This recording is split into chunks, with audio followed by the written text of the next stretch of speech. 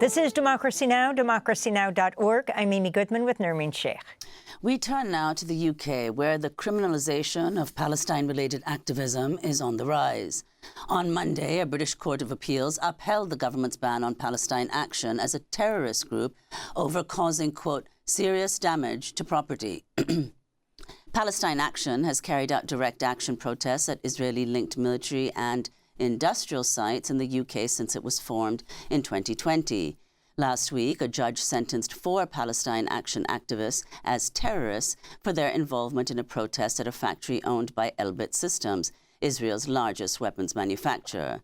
But it's not just the government and the courts that are creating a climate of fear around speaking up about Palestinian rights.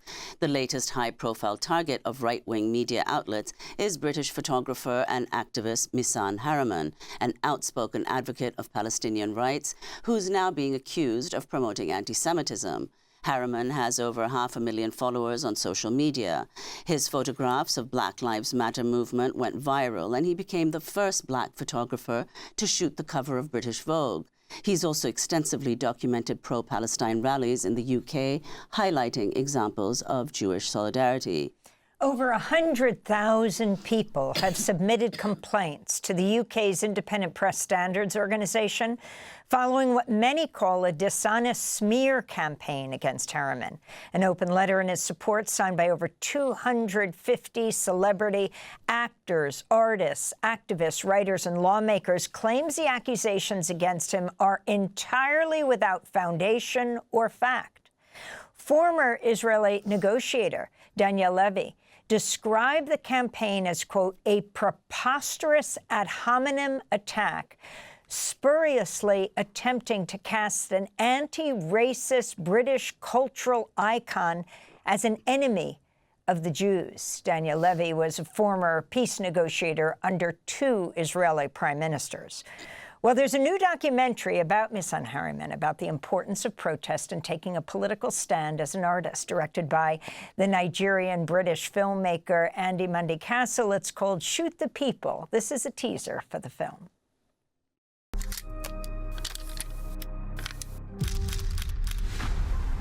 When I look around what is happening today, it's hard not to feel helpless. We shouldn't deny that we're in a really dark moment.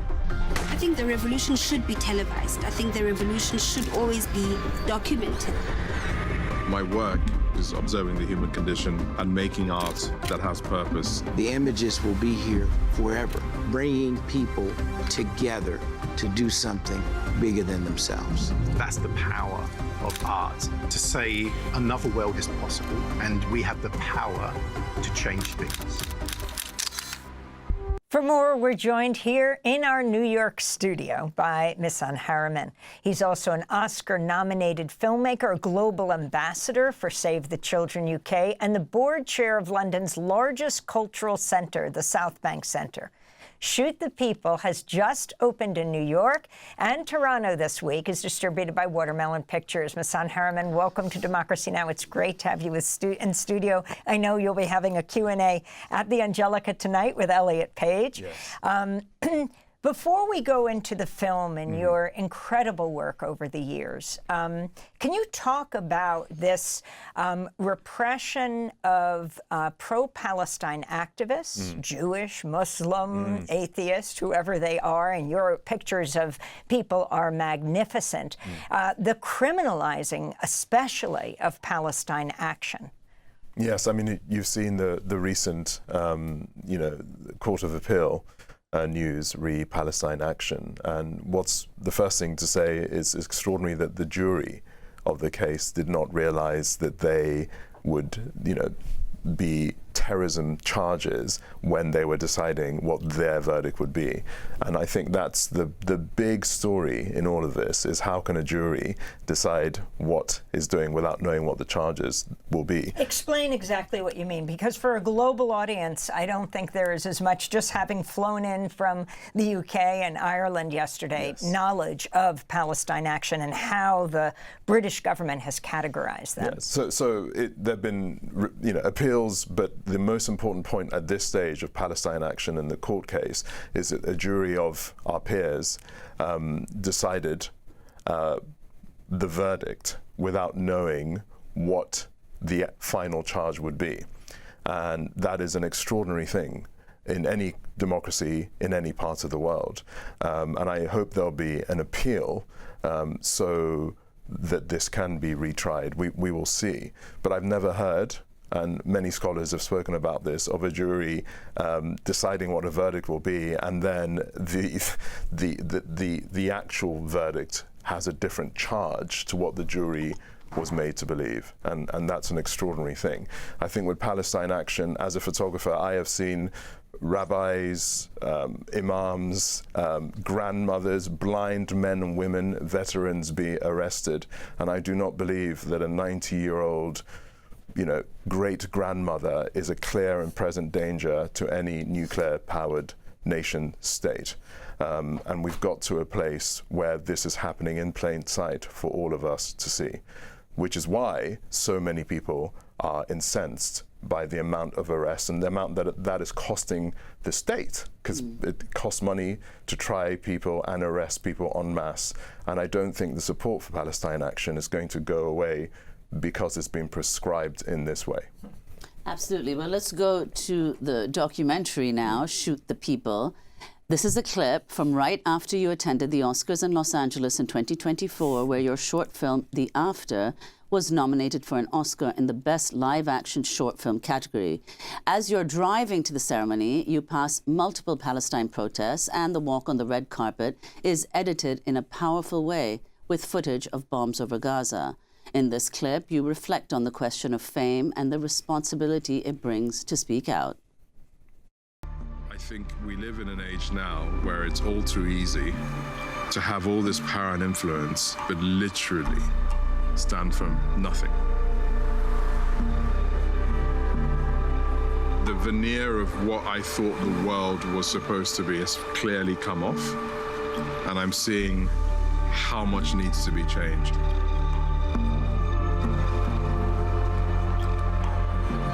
I realize that I've lived a privileged life, and that often collides with my activism, and often wonder whether it's possible to inhabit both of these worlds.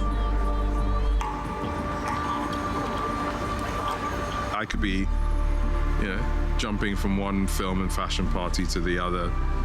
I have plenty of, I guess, celebrity friends that I could be hanging around with and just turn my head away from the pain and inequality of the world. So there you are, Misan, in the documentary. Now, of course, you've chosen not to turn your head away, and you've often quoted one of the most extraordinary musicians of the 20th century, Nina Simone, as saying that an artist's duty, as far as I'm concerned, is to reflect the times. So if you could talk about that and how you became interested in the work that you did and became an activist on so many different issues. Well, I really stand on the shoulders of the legends that came before me. Peter Margabade, the great South African photographer, and being in New York City, Gordon Parks, who in many ways changed my life. And he also straddled activism and shooting for, Life magazine, Vogue magazine himself. I'm a child of empire. My parents were born into an occupied Nigeria. There must never be children of a lesser God. That is how I've been raised. There must never be humans of a lesser God. If I step outside of my house and I see a child bleeding out, I'm not going to ask what God that child worships. I'm not going to ask where that child was born. I'm going to help the child. I believe we've got to a place where even children's right to live has become debatable. So instead of using my voice and my art to keep people on islands of rage, I'm there to build the bridges that have been broken by the very groups of people that were supposed to protect us, our fourth estate and our politicians. And I genuinely believe that through art and culture, we can see that the sum of all of our parts is stronger than the powerful few. And how have you seen, over the decades that you've been an activist, what transformations have you seen in the UK in particular, which is where you live, in terms of the expansion or diminution of rights for different communities, LGBTQ, for feminism? Yes. Well, I Black photographed lives. all of it. Black lives, queer, trans, climate. And the thing about Palestine is it brings it all together, because all of those groups I see at Palestine protests. The intersectionality of these movements has come together because the right to self-determination of Palestine is deeply rooted by the same moral compass that people have in other movements. The Jewish bloc, who I march with all the time, are some of the most extraordinary people I've seen in these protests. I believe the central pillar of Judaism is altruism, thinking about others, lifting others up. And they have become brothers and sisters in arms with Muslim, Arab, Palestinian people, all looking toward the horizon to build a future that our children deserve to inherit. We're going to do a part 2 of this conversation, post online at democracynow.org. But in this last 30 seconds, talk about the title of this documentary about you, Shoot the People. Shoot the People is a play on words, obviously, of the real violence that black and brown bodies are having to endure generation after generation, but also of the potential shield that is a lens to bear witness, to say that we were here and we stood up against tyranny together. In this clip from the documentary, Misan talks about racist violence in the UK. What I've learned is that human beings can be monsters.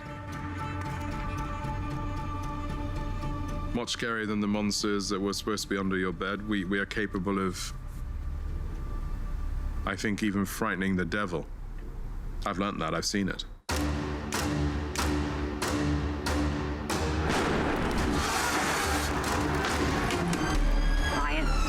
Hundreds of far-right anti-immigration protesters have erupted in several towns and cities. But those monsters are still, and always have been, in the minority. In general, people have a goodness in them. And sometimes that needs to be fed, almost like a plant, so it can grow. The images we have all seen of horrific racist attacks have been chilling. And the truth is, those racist riots started right here. Save the Children call for a ceasefire in Gaza and Israel. Apathy is lethal. I'm politely begging all of us, whether we have 50 or 50 million followers, we can carve out a future that our children deserve to inherit. We're here to stop genocide, and that's why Aaron Bushnell self-immolated. Aaron understood that through this one act of self-sacrifice, he could stun the world into action. We have to stand up for generations of young black people. They don't have to suffer the racism that we had to suffer. Politicians need to say it is the racists who are not welcome. It is the racists who have not integrated into 21st century Britain. This is London at its best. This is a London that I know and love. That's my job, really, to amplify important moments like this. Look, I was in the Oscars 4 days ago, and I can tell you that this is more important than anything that I was attending in California. This is the work. This is the bearing witness. That's an excerpt of the new film, Shoot the People, about our guest today, Misan Harriman. I just came from Belfast, from Docks, Ireland, and I mean, what has happened there in the last weeks, the horrific anti-immigrant violence with the burning of cars and apartments, people being chased, immigrants, when a number of them were recruited by unions to come to serve in hospitals, home health care. Can you talk about the rise of far-right violence in Britain? The rise of far-right violence is really an algorithmic push, and the oligarchy that own a lot of the newspapers in Europe, scaring mainly, I call them broken boys in men's bodies.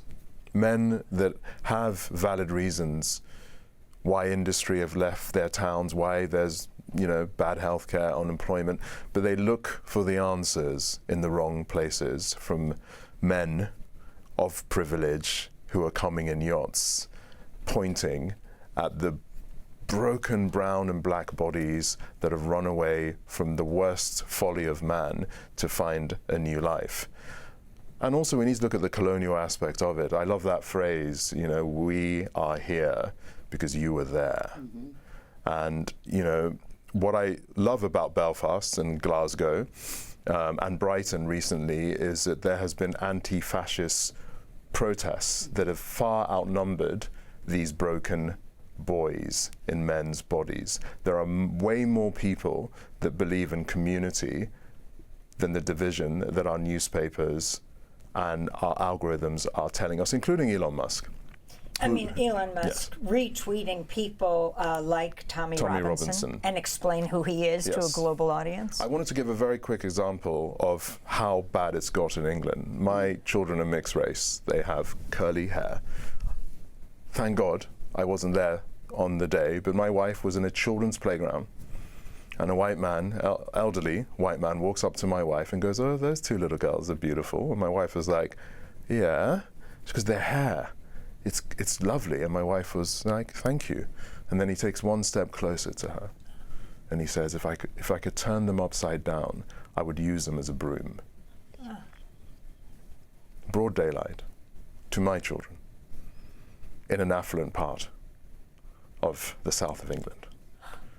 This is how emboldened people are, because they are in an echo chamber of confirmation bias and arrested development, specifically in X, where you can call me a monkey or say deport me or give me death threats, which is all things that I receive daily at this point.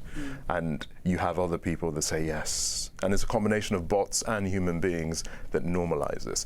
But hope lives in the community that I have documented.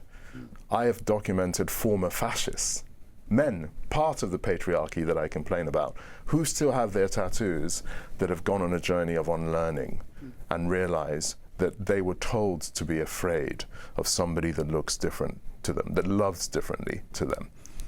So do you think, I mean, you said that a few of these protests that were much larger than the far-right demonstrations and so on, do you see ultimately, I mean, obviously this is, you're not, you can't predict what's going to happen, but do present trends to you suggest that it is that group that will be triumphant ultimately? Without question. The violence and the unpredictable nature of the world as we see it is a sign of late-stage capitalism in an empire. You know, the bread and circus show of the Roman Empire has been repeated and repeated again for all of us to see. The difference is we live in a borderless world where our parents' generation didn't have the ability to know that we are not the only ones that believe that there shouldn't be a man that makes $1 million a minute, right? No one wants to be Mr. Bezos. No one wants to rent Venice for their wedding. We want all of our children to have the same right to have a breathable earth, and it's the only earth, I don't know last time you checked, that we have. We want violence not to be the only resolution to us disagreeing with each other. And I don't think anyone would have thought it would have exponentially grown in the way that I have seen it grow, whether it's Barcelona, Belfast, Dublin, Johannesburg. I was in Johannesburg in the documentary. That used to be an all-white university in my lifetime. And now there are people that look like you, me, and Amy learning. So hope lives in community. Misan, I wanted to ask you about another issue you champion. You advocate for the neurodivergent. You yourself identify as neurodivergent. If you can talk about what that means and what you bring up in public conversation. Yes, so I describe it as neurospicy. On a multitude of spectrums. I struggled at school. I failed just about every exam I ever took, and for a big part of my life, I was ashamed in how my mind worked. It wasn't until meeting my wife, and she, I would say, fell in love with all the parts of myself that I was ashamed of, that I allowed myself to believe that maybe I could have a point of view. So now I've got to the place I've got to at 48. I want every mother and father and every child that has a beautifully different mind, to know that that mind may be the solution to so much of the ills of the world, whether that mind holds a pen, whether that mind becomes a carer, an activist, a filmmaker. Having a different perspective doesn't make you less than. It adds to the community, and many First Nation people always appreciated the neurodivergent. Many genocided people always understood the fluidity of the mind and gender, and I think we need to remember from our past, instead of the binary view brought from the Bible and the sword of colonialism. But what do you think? What do you think this perspective enables? What do you see that perhaps other people aren't able to see, or perceive that other people aren't able to perceive? Well, I would lose my mind if I did nothing. So I lock myself in the bathroom most days so my children don't see me weep. A child in Congo taking his or her last breath so we can have a new phone every September is not something I can accept. In Rajab, knowing that her temperature proved that she was alive, and they knew and continued to take pot shots at her. Fatima Hassouna, a photographer like me, having herself killed and most of her family, including her pregnant sister, is something I will not accept. What is happening to Lebanon, and Nigeria has a long relationship with the Lebanese people, is something I am not willing to accept.